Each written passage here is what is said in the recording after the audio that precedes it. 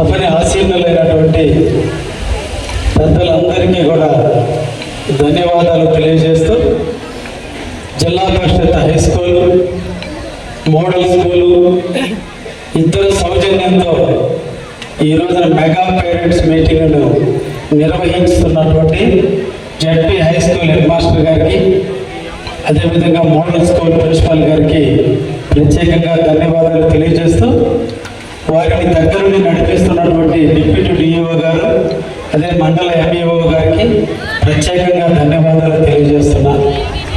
ఈనాడు మా బిడ్డలను ఆశీర్వదించడానికి ఇక్కడికి విచ్చేసిన ఆర్టీసీ డిఎం గారికి ప్రత్యేక ధన్యవాదాలు తెలియజేస్తున్నా.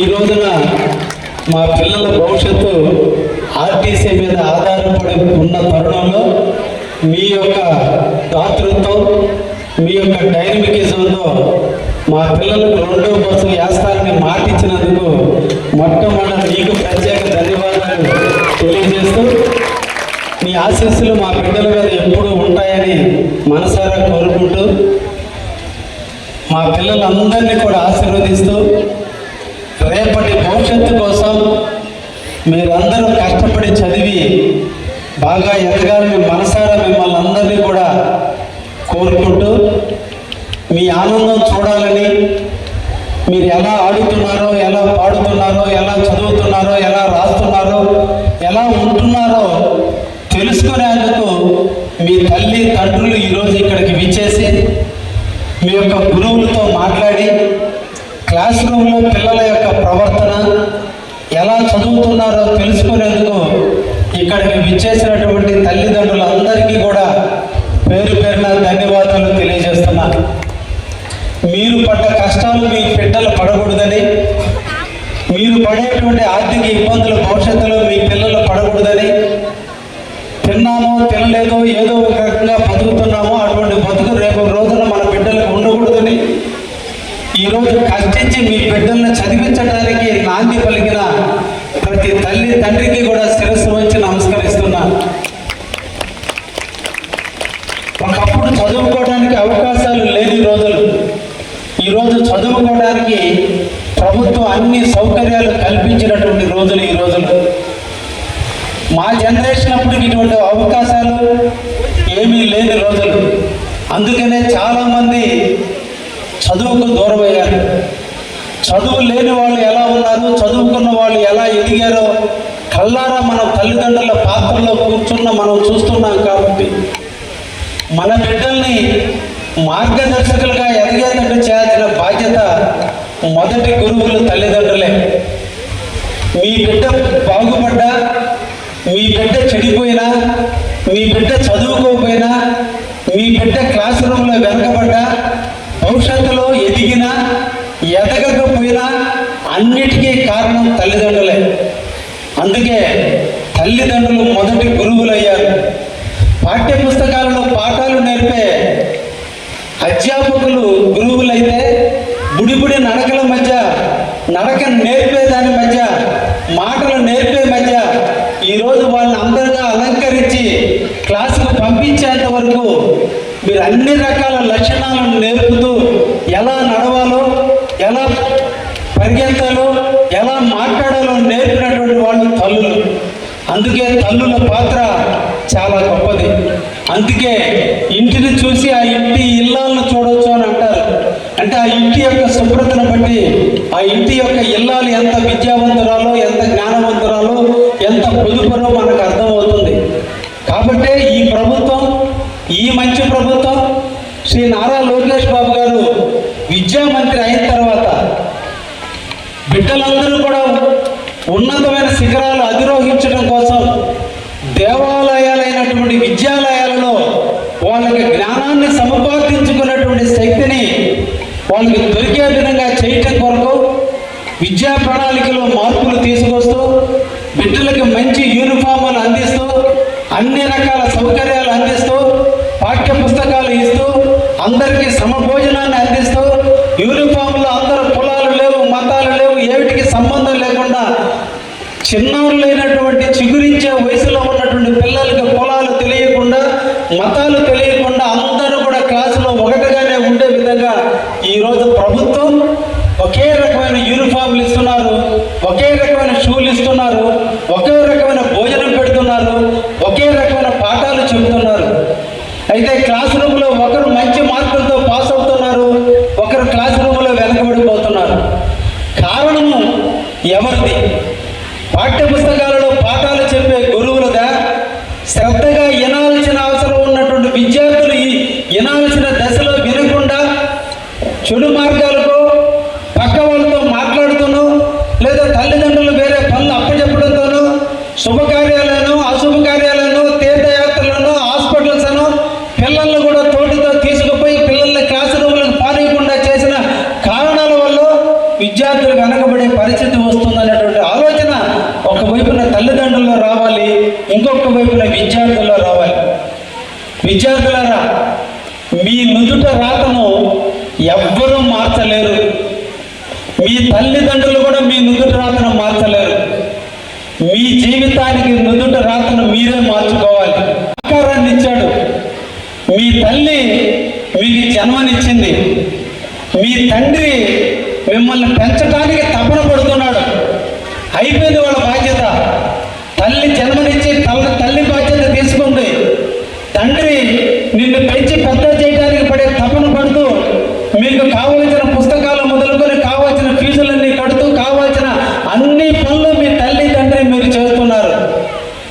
తర్వాత మీ జీవితాన్ని మీరు మలుచుకుంటారో, వదిలేసి మీ జీవితాన్ని మీరు మార్చుకుంటారో, ఉన్నతమైన శిఖరాలకు ఎదిగి ఒక ఆనందమైన జీవితంలో ఉంటారో, లేదు మేము కూడా మా తల్లిదండ్రులాగా పల్లెటూళ్ళలో పాడి పంటలో పొలం గట్ల మీద తిరుగుతారో ఆలోచించుకోవాల్సిన వయసు మీది. కాబట్టి పాఠ్య పుస్తకాల్లో పాఠాలతో పాటు మీ జీవిత పాఠాల కోసం మీరు కలలు కనాలి. మీ అందరి వయసు 15 సంవత్సరాల దగ్గర పడుతుంది. ఇంకొక 10 సంవత్సరాలు అంటే మీ జీవితంలో 25 సంవత్సరాలు మీరు ఫలమానంగా తీసుకుంటే, 25 సంవత్సరాలు మీరు కష్టపడగలిగితే, బంధువులకు దూరంగా, స్నేహితులకు దూరంగా, చుట్టాలకు దూరంగా, టీవీలకు దూరంగా ఒక 10 సంవత్సరాలు మీరు కష్టపడగలిగితే, తర్వాత వచ్చే 60 సంవత్సరాలు మీరు సుఖంగా జీవిస్తారు. ఇప్పుడు చీకటి రేపు మీకు వెన్నెలనిస్తుంది. ఈరోజు బాధ రేపు ఆనందాన్ని ఇస్తుంది. ఈ 10 సంవత్సరాలు సుఖపడతారా? ఈ 10 సంవత్సరాలు కష్టపడి 60 సంవత్సరాల ఆనందాన్ని పొందుతారా అనేది మీరు ఆలోచించుకోవాలి. నిరంతరం కూడా మీ గురువులు మీకు పాఠాల రూపంలో క్లాసుల్లో మీకు రోజు మోటివేషన్ చేస్తూనే ఉంటారు. ఇప్పుడే ఇక్కడ 2 విద్యార్థుల్ని సన్మానం చేశాం. ఒక అబ్బాయి ఆంధ్ర యూనివర్సిటీలో బీటెక్ చేశాడు, ఇంకొక అబ్బాయి IIITలో ఈరోజు బీటెక్ సీట్ వచ్చింది. వాళ్ళిద్దరిని కూడా ఈరోజు గురువులు నా చేత సన్మానించారు. ఆ ఇద్దరిని కూడా నేను అభినందించాను. ఎందుకంటే ఈ మోడల్ స్కూల్లో చదివి, ఈ జడ్పీఐ స్కూల్లో చదివి ఇంతింతై ఒటిడింతై అన్నట్టుగా ఈరోజు ఉన్నత శిఖరాలకి ఒక మంచి క్యాంపస్లో సీటు తెచ్చుకుని ఈరోజు వాళ్ళ మీద వాళ్ళకి నమ్మకం కలిగే విధంగా భవిష్యత్తులో ఒక ఉన్నత స్థాయికి రాగలన్న నమ్మకం కలిగే విధంగా ఎదగడానికి నాంది పలికిన ఈ స్కూల్ నుంచి పుట్టుకొచ్చిన విద్యార్థులే ఈరోజు అంత స్థాయికి వెళ్ళారు. ఈరోజు మీకోసం మీ తల్లిదండ్రులు కష్టపడుతున్నారు.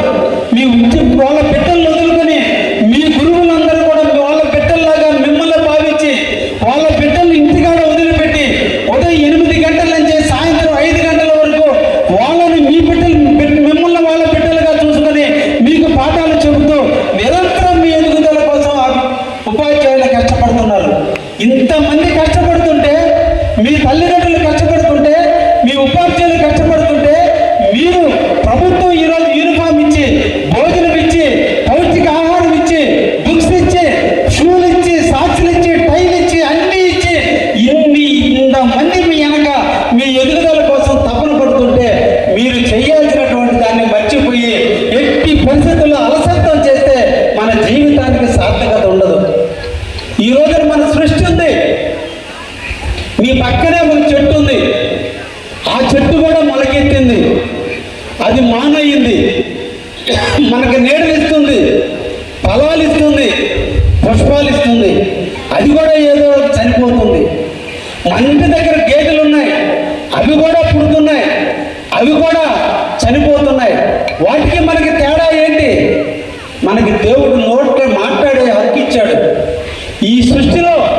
84 లక్షల జీవరాశులు ఉన్నాయి.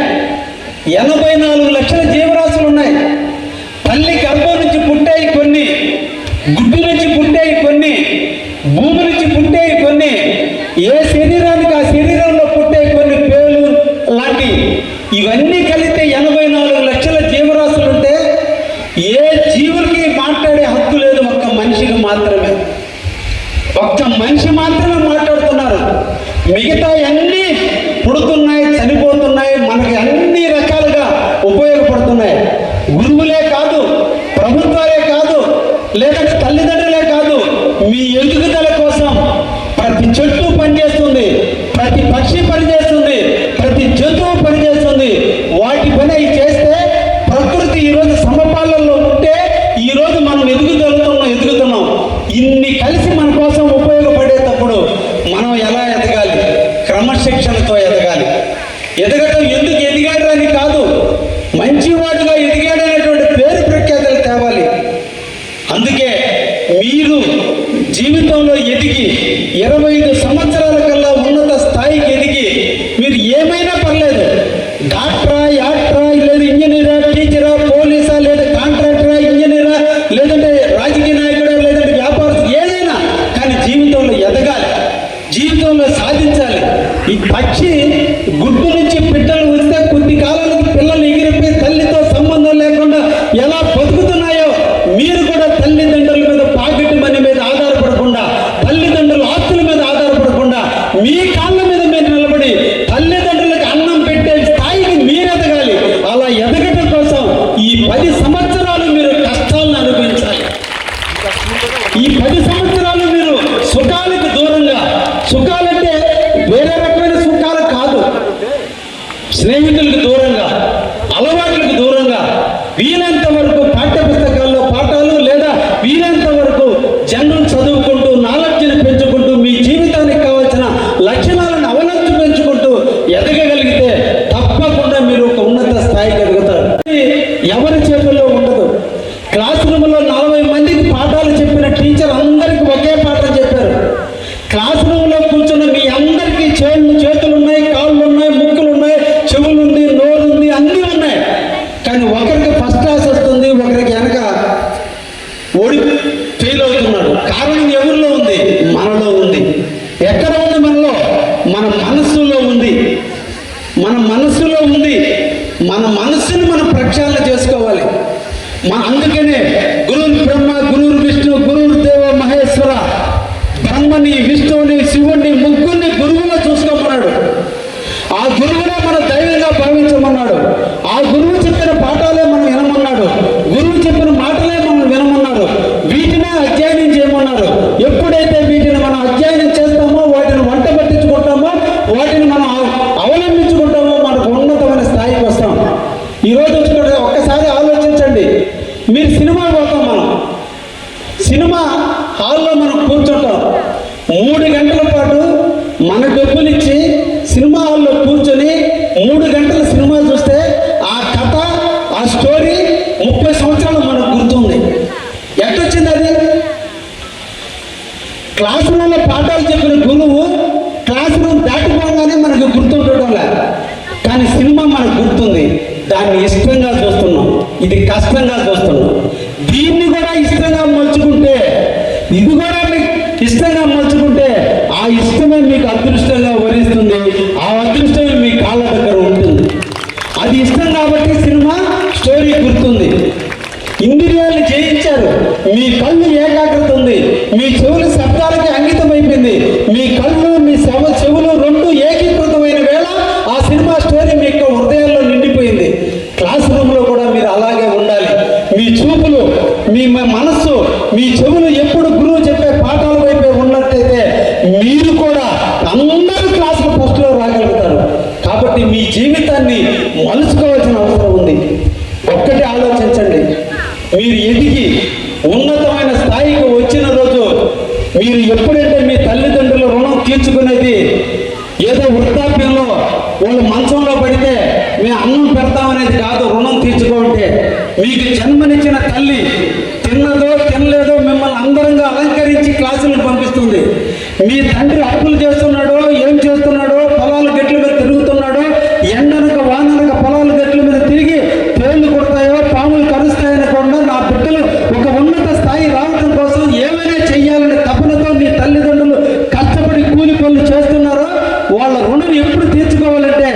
23 సంవత్సరాల నుంచి 25 సంవత్సరాల కాలంలో డిగ్రీలు పూర్తయి ఏదో ఒక ఉద్యోగాల్లో మీరు స్థిరపడ్డ రోజున ఊర్లో మీ అమ్మ నాన్న రోడ్డు మీద నడిచిపోతుంటే ఊర్లో వాళ్ళందరూ కూడా మీ తండ్రిని పొగుడతారే, శభాషయ, మంచి బిడ్డల కన్నా నీ పేరు తెచ్చాడు, మీ బిడ్డ ఒక మంచి ఉద్యోగస్తుడయ్యాడు, మీ బిడ్డ మంచి వ్యాపారస్తుడయ్యాడు, ఒక ఉన్నత స్థాయికి వచ్చాడు, మంచి బిడ్డల కన్నావయ్య అని చెప్పి నీ తల్లిదండ్రులు పొగడతారే, అది మీ తల్లిదండ్రులకు ఇచ్చిన రుణం తీర్చుకోవాల్సిన బాధ్యత. అప్పుడు మిమ్మల్ని తల్లిదండ్రులు గట్టిగా హత్తుకుని ముద్దాడతారే, అది నిజమైన ముద్దు. బిడ్డగా ఉన్నప్పుడు పెట్టిన ముద్దు కంటే వయసు వచ్చినప్పుడు మీ తల్లిదండ్రులు మిమ్మల్ని హత్తుకుని శభాష్ నా బిడ్డ, మీకు నా పట్టణ కడుపున పుట్టినందుకు నా రుణం తీర్చుకున్నావురా, నాకు ఊళ్ళో మంచి పేరు తెచ్చావని చెప్పి మీ తల్లిదండ్రులు ఆనందించిన రోజే మీ జన్మకి సార్థకత. దానికి రావాలి. ఎందుకు పుట్టాడని తల్లి ఇంట్లో ఏడుస్తూ, తండ్రి బయట ఏడుస్తూ, ఎందుకు రాగా కడుపును పుట్టి నాకు చెడ్డ పేరు తెచ్చాడా అనేటట్టుగా కాకుండా మీ తల్లిదండ్రులు తలెత్తుకుని హీరోగా, మీ తల్లిని ఒక హీరోయిన్ గా ఊర్లో చూసే విధంగా ఎదిగిన నాడే మీ జీవితానికి సార్థకత ఉంటుందనే విషయాన్ని కూడా గుర్తుంచుకుని ఆ విధంగా మీరు అడుగులు ముందుకేసినాడు తప్పకుండా మీ అదృష్టం మీ కాళ్ళ కాడికి వస్తుంది. జీవితంలో ప్రతి మనిషి ఓడిపోతాడు, ప్రతి మనిషి మోసపోతాడు, ప్రతి మనిషి పడిపోతాడు. చిన్నప్పుడు దోగాడే టైంలో లేచి నిలబడడానికి కొన్ని వందల సార్లు పడితే మనం నిలవాలని, లేచి నడవాలని తపనతో జ్ఞానం లేని చిన్నపిల్లలుగా ఉన్నప్పుడే మీరు ఒంటి మీద దెబ్బలు తగిలినా ఎట్ట లేచి నిలబడి పరిగెత్తారో మీ జీవితంలో కూడా ఓడిపోయినప్పుడు ఇంకొకసారి ఓడిపోకుండా ఉండడానికి కావాల్సిన లక్షణాలు నేర్చుకోవాలి. జీవితంలో ఎప్పుడు మోసం జరుగుతూనే ఉంటుంది, ఎప్పుడు కూడా మోసపోకుండా ఉండటానికి కావాల్సిన లక్షణాలు నేర్చుకోవాలి. ఓడిపోకూడదు, మోసపోకూడదు, పడిపోకుండా ఉండడం కోసం జీవితంలో ఎప్పుడు కూడా ఎదగడానికి ప్రయత్నం చేసి మీ ఉజ్వల భవిష్యత్తు కోసం మీరు బారులు వేయాలని, తప్పకుండా మీరు మన ప్రాంతానికి మంచి పేరు తేవాలని.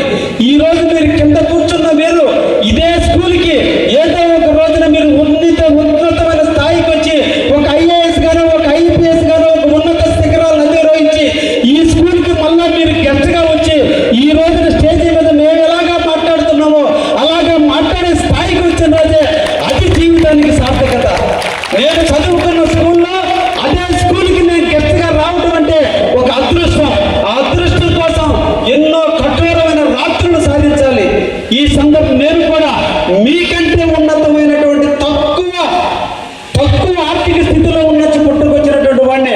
ఆ రోజుల్లో సదుపాయాలు లేవు. నా గ్రామం నుంచి బ్రాహ్మణ కాకనే స్కూల్కి పోవాలంటే 3 కిలోమీటర్లు నడిచిపోవాలి. ఆ రోజు బస్సులు లేవు, ఆర్టీసీలో తీసుకుపోయేది లేదు, టికెట్ ఇచ్చి తీసుకుపోవాలి. టికెట్లు ఇవ్వడానికి డబ్బులు ఉండేవి కాదు, నడిచిపోయి చదివాం. 7వ తరగతిలో యమగోళ సినిమాకి పోతే మా నాన్న తాడు పూలు ఎదురుకి కట్టిన తాడు పుడుపు తీసుకొచ్చి సినిమా హాల్లో కొట్టాడు.